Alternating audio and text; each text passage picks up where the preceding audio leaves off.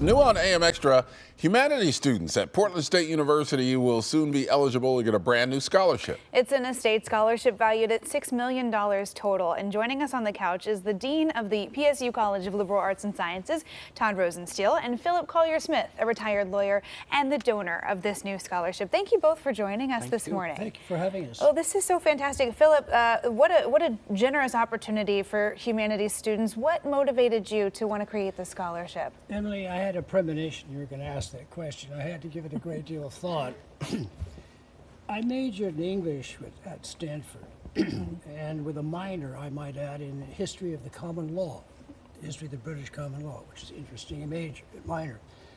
The things I learned studying English and literature were, I should say, a byproduct of those studies is that you had to learn how to think critically. By that I meant you have to look at a proposition or a theory or an issue, and you have to analyze it, question it, evaluate it, all towards reaching an informed judgment. Yeah. It's a tool that people use, or I used, throughout my both law career and my financial career. And I use it today. And for people like me, it's ingrained. So, for instance, the statements that Ken may make on the TV, I question.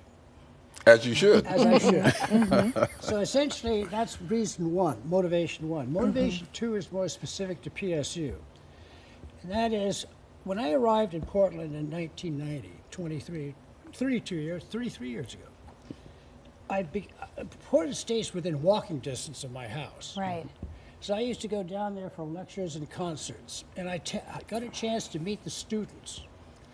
And I was floored to find out that half of the student body of Portland State come from families and they will be the first in the history of their families to obtain a graduate degree. That to me speaks volumes as to the motivation of those students. Yeah. And that's precisely the student that I want my gift to help.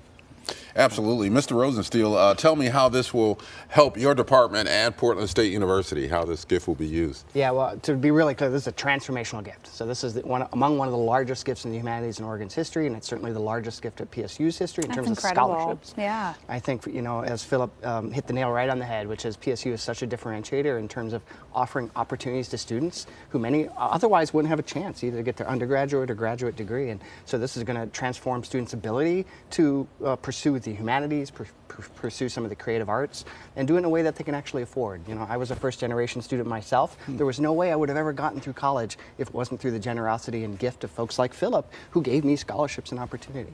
And so I just kudos to Philip for recognizing what we do and recognizing the impact his gift is going to have on students. Well, and I love the focus here on humanities, because I think, Philip, you spoke to this so well. We've seen a real big focus on STEM education, and it's very valuable, not to say that it's not, but to be able to focus on the humanities and some of the other skills that focus can bring to the table for your professional life. Why do you think it's important that students have the opportunity to study that? There has been noticeable decline in enrollment in the humanities. I think the articles in the Wall Street Journal, the New York Times, Atlantic, and whatnot have all pointed to an overall 30% decline in enrollment in studying the humanities. And frankly, I'd like to see that reversed, because the humanities is basically a history of mankind's evolution, of the evolution of the human spirit. And you have to have a grounding in those disciplines in order to make decisions later in your life. You have to have a context within which to frame the decisions you make. Right. So that's why I very much push the humanities. It teaches you how to do that.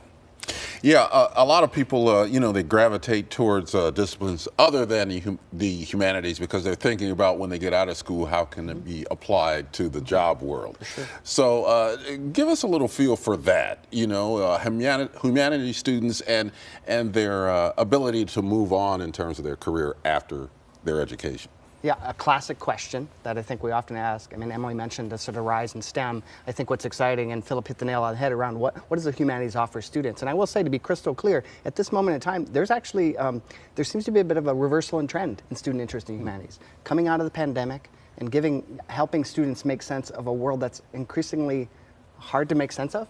I think students are actually gravitating to the creative arts. They're gravitating to things where they can tell their story and their narrative.